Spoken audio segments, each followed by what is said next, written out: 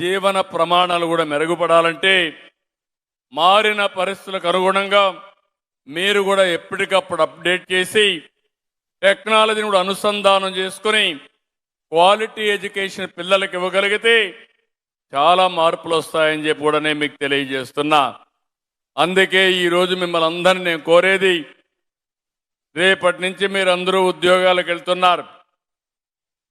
మిమ్మల్ని అందరినీ కోరుతున్నాం, మీ పిల్లల మనోభావాల ప్రకారం వాళ్ళ భవిష్యత్తు కోసం మీరు పనిచేయాల్సిన అవసరం ఉంది.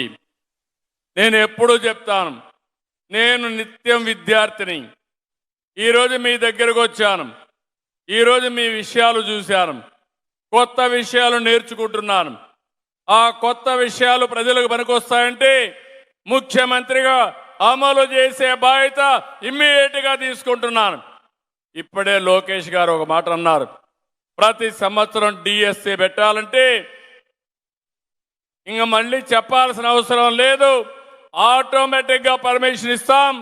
ఎన్ని ఉద్యోగాలు రిటైర్ అయితే అన్ని ఉద్యోగాలు ప్రతి ఒక్క సంవత్సరం నోటిఫికేషన్ ఉంటుందని మీకు తెలియజేస్తున్నా.